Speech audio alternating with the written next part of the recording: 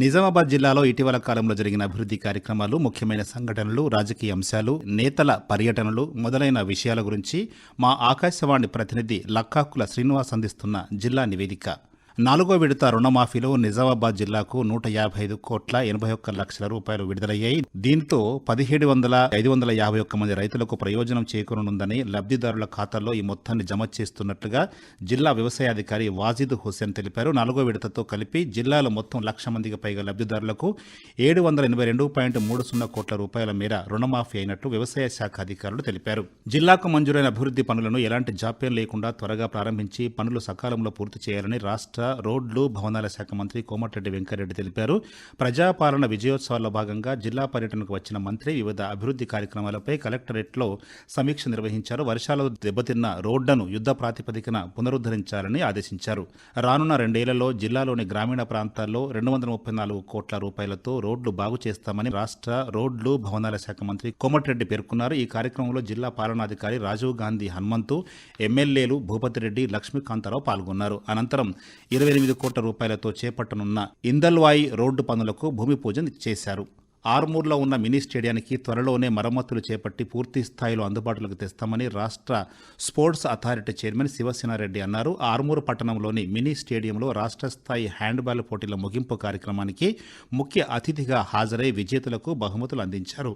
ఈ సందర్భంగా శివసేనారెడ్డి మాట్లాడుతూ ఆర్మూర్లో నూతన స్టేడియం నిర్మాణానికి త్వరలోనే ఒక కమిటీని ఏర్పాటు చేస్తామన్నారు. అంతర్జాతీయ దివ్యాంగుల దినోత్సవాన్ని పురస్కరించుకుని జిల్లా మహిళా, శిశు, దివ్యాంగుల, వయోవృద్ధుల సంక్షేమ శాఖ ఆధ్వర్యంలో పాత కలెక్టరేట్ మైదానంలో దివ్యాంగులకు ఆటల పోటీలు నిర్వహించారు. ఈ పోటీలను అదనపు కలెక్టర్ అంకిత్ ప్రారంభించారు.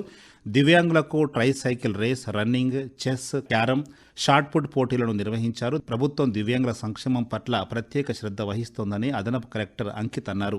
జిల్లాలో చేపట్టిన సామాజిక, ఆర్థిక, విద్యా, రాజకీయ, కుల సమగ్ర సర్వే 99% మేర పూర్తయినట్లు అధికారులు తెలిపారు. సర్వే సమయంలో తాళం వేసిన ఇళ్లను సిబ్బంది గుర్తించి వివరాలు సేకరిస్తున్నారు.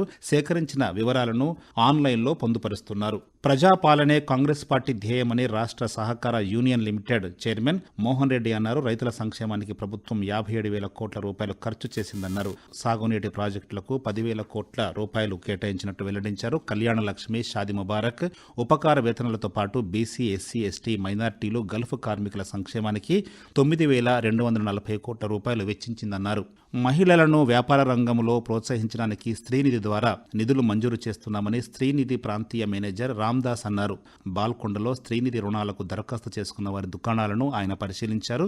ఈ సందర్భంగా ఆయన మాట్లాడుతూ 2024-25 ఆర్థిక సంవత్సరంలో 211 కోట్ల రూపాయలు రుణాలు ఇవ్వాలని లక్ష్యంగా పెట్టుకున్నామని చెప్పారు.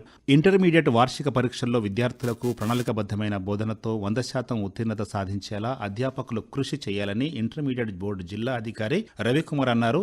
జిల్లా కేంద్రంలోని ప్రభుత్వ బాలికల జూనియర్ కళాశాలను ఆయన ఆకస్మికంగా తనిఖీ చేశారు. ప్రయోగ పరీక్షలకు విద్యార్థుల్ని సన్నద్ధం చేయాలని సూచించారు. గత ఏడాది కంటే ఈ సంవత్సరం మెరుగైన ఫలితాలు సాధించాలన్నారు.